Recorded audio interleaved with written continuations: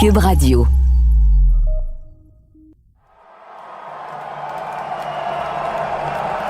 Grand Prix de Saint-Marin 1982 sur le circuit d'Imola. Didier Pironi vient de gagner la course devant Gilles Villeneuve. Les deux Ferrari sont aux deux premières places, à moins de 100 km de l'usine d'Enzo Ferrari. Normalement, l'ambiance devrait être à la fête dans l'équipe. Mais sur le podium, Gilles est en colère. En retrait, le visage fermé, il pose un regard noir sur son coéquipier Didier Pironi qui secoue la bouteille de champagne remise au vainqueur. Pour lui, c'est clair, on lui a volé cette victoire.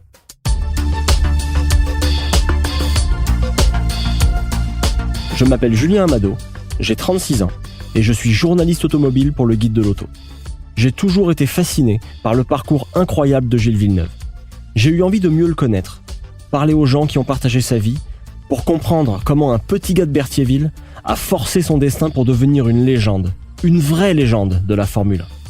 Bref, je me lance à la poursuite de Gilles Villeneuve.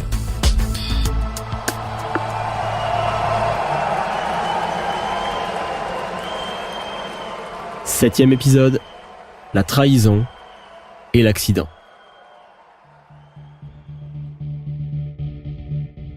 Précédemment, on a vu que Gilles a réussi à faire des miracles en gagnant avec une voiture qui était plus lente que les autres. En 82, c'est différent. Sa Ferrari est capable de lui faire gagner le championnat. Sur papier, il a toutes les cartes en main pour devenir le premier pilote québécois, et même canadien, à remporter le championnat du monde de Formule 1. Mais encore une fois, les choses ne se dérouleront pas comme prévu. Au début de l'année 1982, les deux voitures les plus rapides sont la Renault et la Ferrari. Pour Gilles, c'est une très bonne nouvelle. Pourtant, son début de saison n'est pas très glorieux. Ces deux entités voulaient imposer une super licence aux pilotes. C'était un document qu'il devait absolument posséder s'il voulait courir. Le problème, c'est que ce document disait aussi que les pilotes seraient désormais liés à leurs écuries. Dans les faits, ils ne pourraient plus négocier directement leur contrat comme avant et pourraient même être échangés. Un système similaire à celui du soccer ou du hockey. Pour plusieurs pilotes, dont Gilles, c'était inacceptable. La première course de la saison débute donc avec une grève des pilotes. Avec Niki Lauda et son équipier Didier Pironi, Gilles fait partie des frondeurs. Pour éviter une division entre les pilotes, la décision est prise de tous se rendre dans un hôtel et de ne pas bouger tant que leurs revendications ne sont pas entendues. Les pilotes dorment tous ensemble, avec un esprit de fraternité qui s'installe dans l'hôtel. Gilles joue du piano, pendant que son équipier Didier Pironi fait des allers-retours entre l'hôtel et le circuit pour négocier avec les patrons des équipes et les dirigeants de la Formule 1. Les pilotes obtiennent finalement gain de cause. La course peut enfin avoir lieu.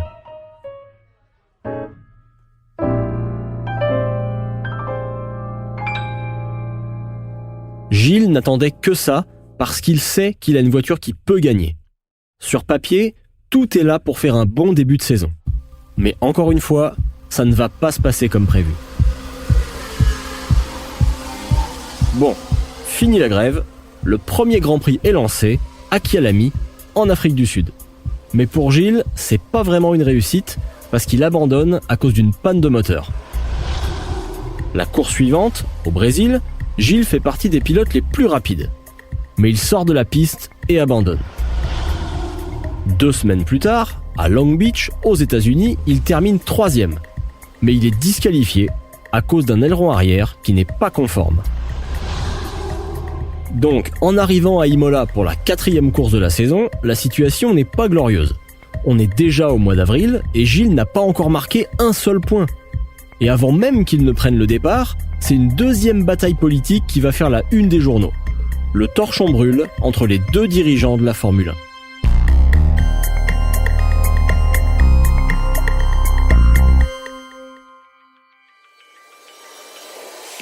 Au début des années 80, il y a 2 entités qui se livrent une guerre sans merci pour prendre le pouvoir en F1.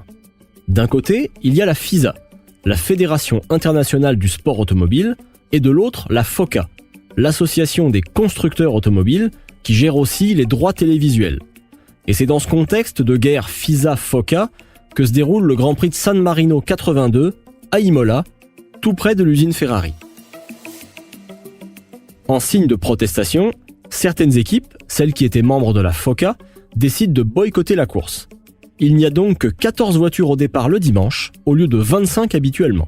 Pour cette course, la bataille pour la victoire va donc se jouer entre Renault et Ferrari. Ça ne fait que 4 voitures capables de gagner, parce que les autres équipes en piste n'ont pas de voiture assez rapide. Retenez bien cette information, parce qu'elle est importante pour la suite.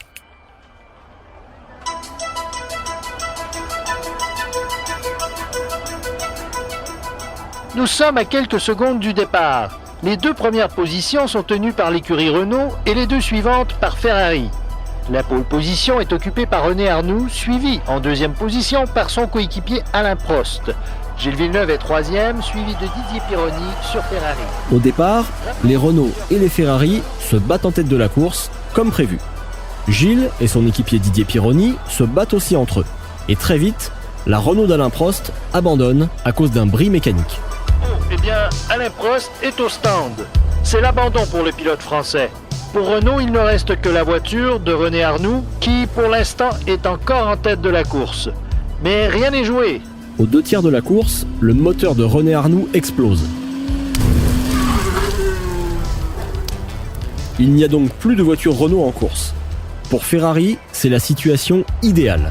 Les 2 voitures se retrouvent en tête, avec plus de 40 secondes d'avance sur le 3e. Il reste 15 tours de course ici à Imola. Gilles Villeneuve est en tête, suivi de son coéquipier Pironi. La stratégie de Ferrari est fort probablement de conserver les 2 premières positions, étant largement en avance. À ce moment-là, Gilles est premier devant Didier Pironi, et on est donc au dernier quart de la course. Ferrari a l'occasion de gagner à Imola, à domicile, en Italie, et à moins de 100 km de l'usine. Pour Ferrari, il suffit de sécuriser ce très bon résultat. La logique voudrait donc de signaler aux pilotes qu'on fige les positions et de ralentir pour économiser l'essence. Bref, qu'on ramène les 2 voitures à l'arrivée sans se doubler pour éviter un bris ou un incident. Pourtant, c'est pas du tout ça qui se passe, comme me l'a expliqué Jean-Louis Moncet, qui a couvert les Grands Prix de Formule 1 pendant plus de 40 ans. Ce qui s'est passé, c'est que la faute, je dirais, de tout cela commence par incomber à Marco Piccinini, le patron de la Scuderia, qui a passé le panneau slow, ralentissez, ce qui ne voulait rien dire. Il fallait, par exemple, expliquer sur ce panneau, attention, consommation d'essence, attention aux pneus, aux freins, peu importe. Slow, ça ne voulait rien dire. Il fallait à ce moment-là prendre la décision de mettre un panneau, un Villeneuve de Pironi ou un Pironi de Villeneuve. Et ça, Piccinini, qui était toujours un peu, vous savez, comme les cardinaux et les évêques en train d'essayer d'évoluer tranquillement, ne l'a pas fait. Et l'erreur est venue de là. Alors, ils avaient bien compris qu'ils seraient juste en consommation d'essence, parce que les turbos, c'était leur défaut. Surtout à Imola, où ça consommait énormément, étant donné toutes les réaccélérations. Et quand on n'a pas essayé le panneau slow, Gilles s'est dit, bon, effectivement, on va lever le pied pour ralentir. Mais il a levé le pied, et à ce moment-là, il y a eu la bagarre formidable avec Didier, et puis après, au dernier moment, Didier est passé, et quand Didier est passé et que Gilles a voulu à son tour repasser devant pour prendre sa place, Didier ne l'a pas laissé repasser devant. Et là, la brouille, la colère définitive est venue de là, c'est parce que Gilles avait joué le jeu, et d'après lui, Didier ne l'avait pas joué. Alors je ne vais pas excuser Didier Pironi, attention, parce que ce jour-là, si on voulait chercher, on avait chez Ferrari toutes les données chronométriques, les tours par tour, etc., etc. On saurait exactement si Gilles avait vraiment levé le pied, ce qu'il avait fait d'ailleurs, et Didier n'avait pas vraiment respecté cette consigne slow.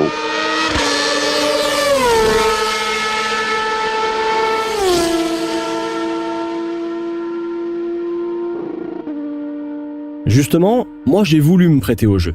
Alors j'ai regardé le Grand Prix d'Imola en entier, et j'ai noté les temps autour de Gilles et de Didier Pironi à partir du moment où on leur passe le fameux panneau slow. La première fois que le panneau est montré aux 2 pilotes, il reste 10 tours de course. Je vous rappelle que plus le temps est bas, plus le pilote va vite. Gilles roule dans des temps compris entre 1.37.5 et 1.38.0. À 7 tours de l'arrivée, Gilles tourne en 1.37.8. C'est à ce moment-là que Didier Pironi le dépasse. Et un tour plus tard, il roule en 1:35.3. 2 secondes et demie plus vite. C'est beaucoup. Donc il ne ralentit pas du tout. Au contraire, il accélère. Didier Pironi enchaîne ensuite plusieurs tours en 1:35, ce que Gilles fait aussi pour ne pas se laisser distancer. Gilles repasse Didier Pironi à 2 tours de l'arrivée et ralentit de nouveau en 1:37. Mais dans le dernier tour, Didier Pironi repasse Gilles et ferme toutes les portes pour l'empêcher de repasser devant. C'est donc le pilote français qui termine premier. Et voilà, Didier Pironi passe la ligne d'arrivée et remporte le Grand Prix de Saint-Marin à Imola. C'est un doublé pour Ferrari puisque Gilles Villeneuve termine deuxième. C'est un triomphe pour la Scuderia à domicile. Quelle fin de course! Au moment où Didier Pironi franchit la ligne d'arrivée en vainqueur, Gilles le vit comme une trahison. Pour lui, cette victoire était la sienne et ça lui fait d'autant plus mal qu'il considérait son coéquipier comme un ami. Sur le podium, Gilles est en retrait, le visage fermé et le regard noir. De son côté, Didier Pironi fait mousser son champagne en souriant. Si vous n'avez jamais vu cette image, allez sur un moteur de recherche. Ça dit tout. J'ai cherché d'autres photos avec un contraste aussi fort entre un vainqueur et le deuxième sur un podium et j'en ai pas trouvé. Il y a eu beaucoup de controverses entre des pilotes dans l'histoire, mais aucun n'a le même visage que Gilles ce jour-là. On mesure à quel point il s'est senti trahi. Une fois retourné dans les puits, Gilles donne une entrevue à Radio France où il explique son point de vue. Et il est furieux. Je pensais qu'il faisait un jeu tout au début. Alors même quand j'ai été premier, encore avec un cateau de la fin, Jean-Claude levé le pied, je pensais qu'il était pressé derrière. Pas du tout, il m'a passé en ligne droite, il a failli me taper en plus au freinage. Et ensuite, eh bien, c'était fini, on arrive au dernier tour. Alors, j'y comprends absolument rien. Moi, j'ai ralenti pour sauver la voiture et le con qui me dépasse. Est-ce qu'au stand, on lui avait fait signe de rester deuxième? On nous a fait signe tous les deux de ralentir. Bon, ralentir, ça veut tout dire, sachant qu'on ne doit jamais faire la bagarre ensemble. Didier Pironi, de son côté, estime avoir fait les choses dans les règles. Je ne comprends pas l'attitude de Gilles au sujet de cette course et au sujet de cette fin de course surtout, parce que j'estime vraiment avoir joué le jeu normalement et en fonction de ce qu'on me disait et en fonction de ce que je croyais bien de faire.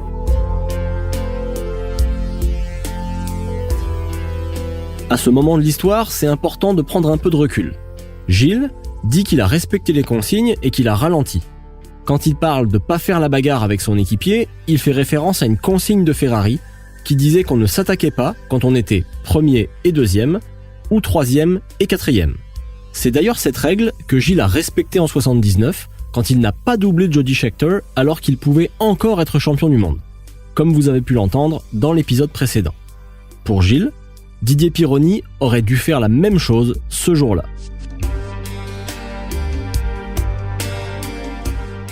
Donc si on regarde les faits, Gilles a bien ralenti et il a fait son possible pour préserver la voiture jusqu'à l'arrivée. De son côté, Didier Pironi a accéléré. Il a donc fait le contraire de ce qui était indiqué sur le panneau, montré par l'équipe Ferrari. J'aurais vraiment voulu demander à Didier Pironi comment les choses se sont passées ce jour-là et pourquoi il a agi comme il l'a fait. Mais il a eu un très gros accident quelques mois plus tard, au Grand Prix d'Allemagne 82. Il a failli être amputé des 2 jambes et il n'a plus jamais couru en Formule 1. Comble du malheur, il a perdu la vie à bord d'un bateau de course en 1987. J'ai donc demandé une fois de plus au journaliste Jean-Louis Moncet ce qui, selon lui, a pu se passer dans la tête de Didier Pironi pendant la course d'Imola. Ça faisait combien de temps qu'ils étaient équipiers? Depuis 1981, si je me souviens bien. Et Didier n'avait jamais gagné devant Gilles, jamais. Il avait toujours été derrière. Et peut-être a-t-il pris cette solution-là pour essayer, pour une fois, de gagner une course ou de se montrer meilleur que Gilles. Je ne le sais pas. Lui non plus, c'est son secret, il l'a emporté avec lui quand il s'est tué. Donc on n'a jamais su ça. Et je pense que j'insiste sur le fait que toute la faute est venue de ce panneau slow qui voulait tout dire et rien dire. Il aurait mieux fait d'y avoir des consignes de course, point, et ça aurait été justice que de rendre à Villeneuve cette première place qu'il avait facilement jouée et gagnée haut la main, mais bon, le sort en a décidé autrement.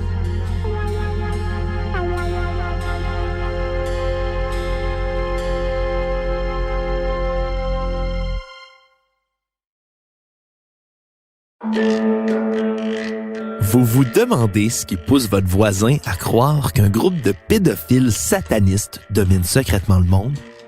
Ou pourquoi certaines de vos connaissances dénigrent toute campagne de vaccination? Peut-être même doutez-vous que le président Kennedy ait réellement été assassiné par un tireur solitaire? Vous n'êtes pas seul. Je m'appelle Alexandre Moranville-Ouellette et je vous invite à découvrir les secrets de ces théories du complot grâce au balado « Ce n'est qu'une théorie », disponible sur Cube Radio et toute autre plateforme de balado. Ce n'est qu'une théorie est récipiendaire du prix de la meilleure série balado au Canadian Online Publishing Awards 2021, en plus d'avoir été nommé au Canadian Podcast Awards en 2022. Il y a beaucoup de choses qui ont été dites sur cette controverse, notamment sur Didier Pironi, qui n'a pas été épargné, surtout au Québec. Après, il faut se souvenir que les pilotes de Formule 1 sont des compétiteurs féroces et qu'ils sont tous convaincus d'être les meilleurs. Il faut aussi savoir qu'en Formule 1, votre premier compétiteur, c'est votre coéquipier, puisqu'il a la même voiture. Et dans l'histoire de la F1, beaucoup de pilotes ont tenté de surpasser leur équipier par tous les moyens, et parfois avec quelques coups bas.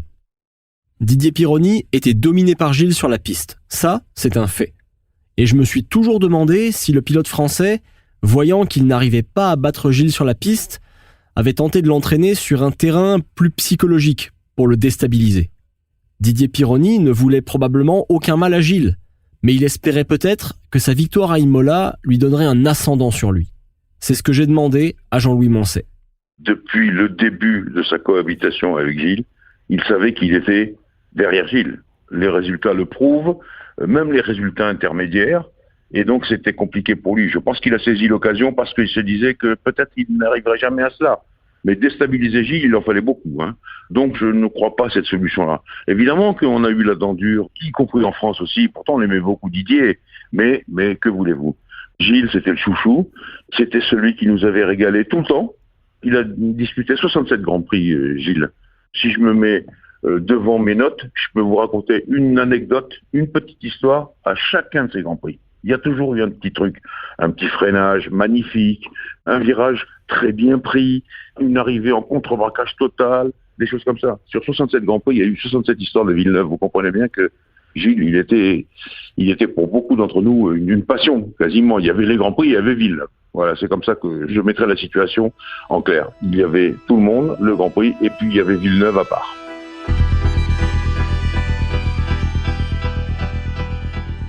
Deux semaines plus tard, Gilles arrive sur le circuit de Zolder, en Belgique. Sa femme Johanne n'est pas avec lui, parce qu'elle est restée à Monaco pour la communion de leur fille Mélanie.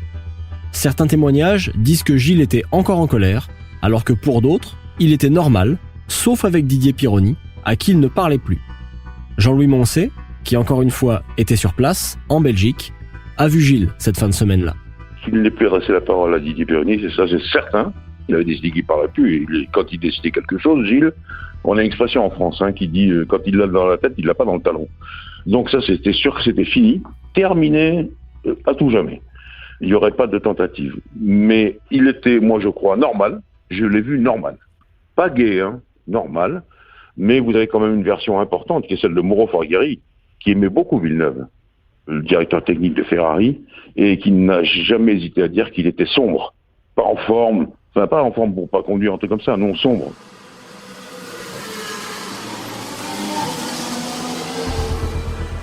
Le samedi, aux qualifications, les Ferrari ne sont pas très rapides et Gilles ne fait pas mieux que le 8e temps. Mais surtout, c'est la première fois de l'année que son équipier Pironi le devance. À la fin des essais, Gilles a déjà usé tous ses pneus disponibles pour les qualifications. Pour que vous compreniez bien, les pneus de qualification, ce sont les gommes les plus tendres, qui adhèrent très fort à la piste, mais qui ne fonctionnent pas longtemps. Un tour ou deux, pas plus. Et une fois que la fenêtre d'utilisation idéale est passée, le pilote ne peut plus améliorer ses chronos. À ce moment-là, Gilles avait déjà effectué tous ses tours rapides, donc l'équipe Ferrari lui fait signe de rentrer au puits. Mais fidèle à son habitude, Gilles ne rentre pas au ralenti. Il roule à toute vitesse. Est-ce qu'il est en colère ou frustré de s'être fait battre par Didier Pironi? Est-ce qu'il roule très vite parce que c'est ce qu'il a toujours fait? En tout cas, il est lancé à pleine vitesse dans une grande courbe à droite quand il rattrape le pilote Jochen Mass. Il vous est sans doute déjà arrivé de marcher dans la rue avec quelqu'un qui arrive en face de vous. Et quand vous faites un pas de côté pour l'éviter, la personne fait un pas dans la même direction que vous. Eh bien, c'est exactement ce qu'il s'est passé avec Gilles. En arrivant à la fin du virage, Gilles voit une voiture sur la gauche. Donc il tourne son volant pour aller vers la droite. Le problème, c'est que Jochen Mass, voyant arriver une voiture très rapide, s'écarte lui aussi à droite pour laisser la meilleure trajectoire à Gilles.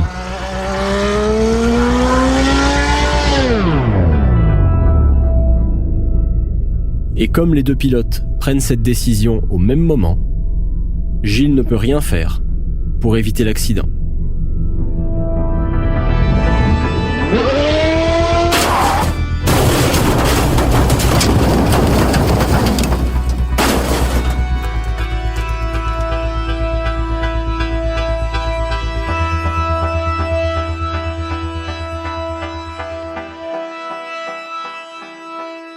Et tout de suite, tout le monde comprend que c'est grave. Moi, j'ai vu des gens dans les stands éclater en sanglots. Des photographes, des choses comme ça, parce qu'on a compris tout de suite, quand on a vu le saut qu'il avait fait, on a compris que c'était fini.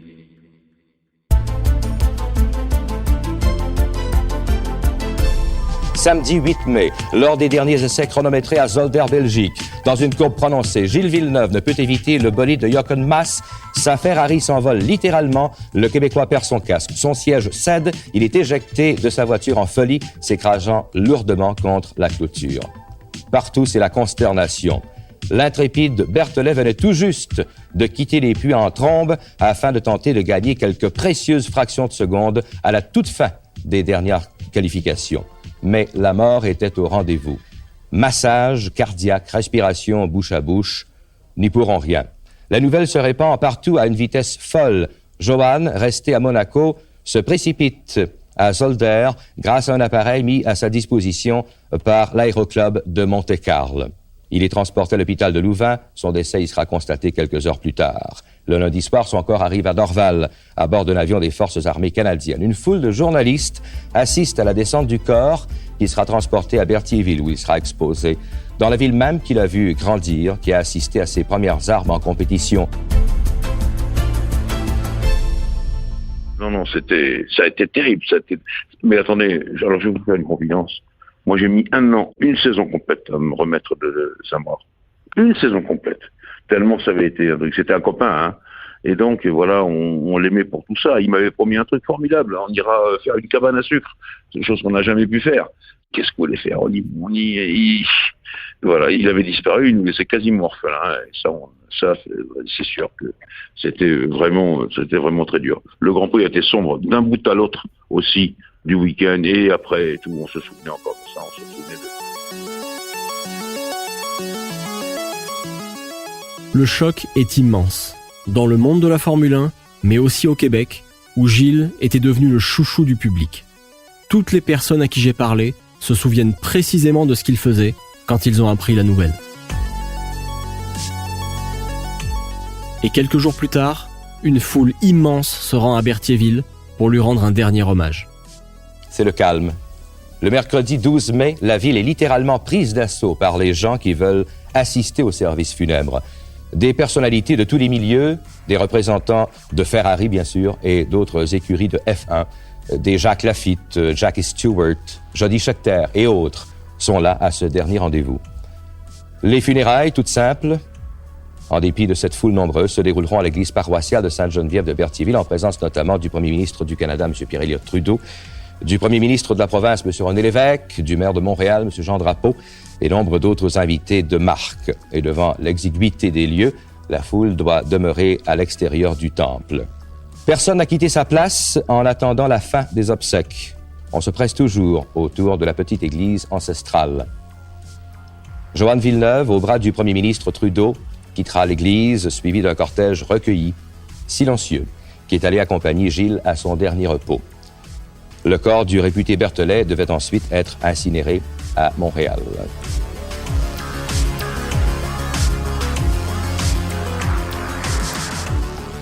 Pour ce balado, j'ai parlé à une douzaine de personnes. Et je dois dire que c'était très difficile pour moi de parler de la mort de Gilles avec ses proches.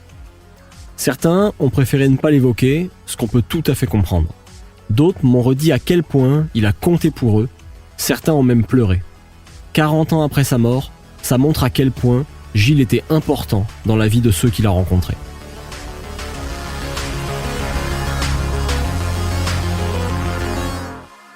Mais la mort de Gilles, qui était un sportif connu dans le monde entier, était aussi devenu un événement politique. C'est le journaliste Régent Tremblay, qui était dans le stationnement le jour des funérailles, qui m'a expliqué pourquoi. J'ai une image que j'ai jamais oubliée.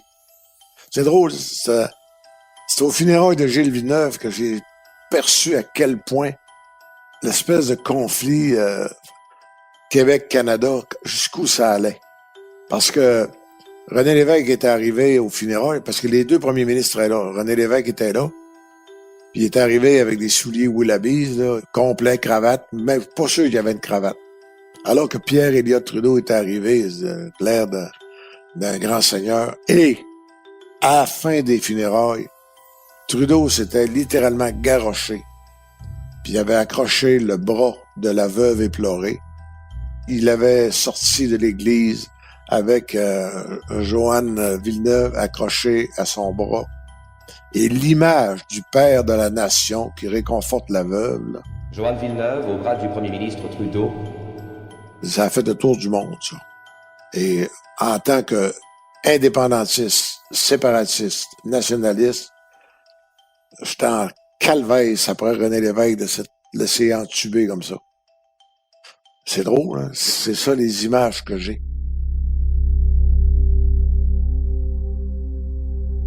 Quand on sait que Gilles aimait les choses simples et n'appréciait pas vraiment les manœuvres politiques, c'est un peu paradoxal. Ce qui est certain en tout cas, c'est qu'avec la disparition de Gilles Villeneuve, la Formule 1 venait de perdre un de ses pilotes les plus emblématiques. Le Québec perdait aussi un de ses plus grands ambassadeurs dans le monde. 40 ans plus tard, personne n'a oublié Gilles, qui est entré dans la légende de son sport. Beaucoup de pilotes décédés en course ont été oubliés au fil des années. Mais pas Gilles. Peu importe qu'il n'ait gagné que 6 courses ou qu'il soit monté sur 13 podiums, son héritage va au-delà des chiffres et des statistiques. Et puis il y a son fils, Jacques, qui va accomplir ce que son père n'a pas eu le temps d'achever. Et ça, c'est assez extraordinaire.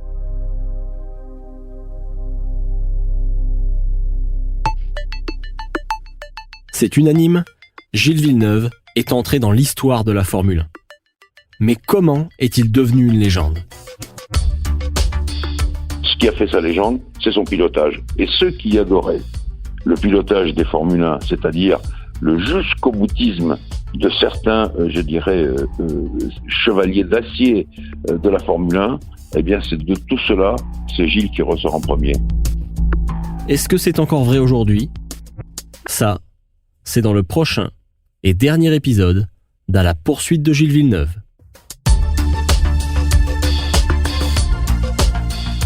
Je m'appelle Julien Amado, j'ai écrit et animé ce balado à la poursuite de Gilles Villeneuve. Dans cet épisode, vous avez pu entendre des archives originales de TVA, des archives de Radio France fournies par l'INA et aussi une reconstitution maison du Grand Prix d'Imola faite par mon réalisateur Bastien. J'aimerais remercier Philippe Séguin au montage, Bastien Gagnon-Lafrance à la réalisation et avec qui j'ai fait le scénario, et bien sûr, toute l'équipe du Guide de l'Auto et de Cube Radio.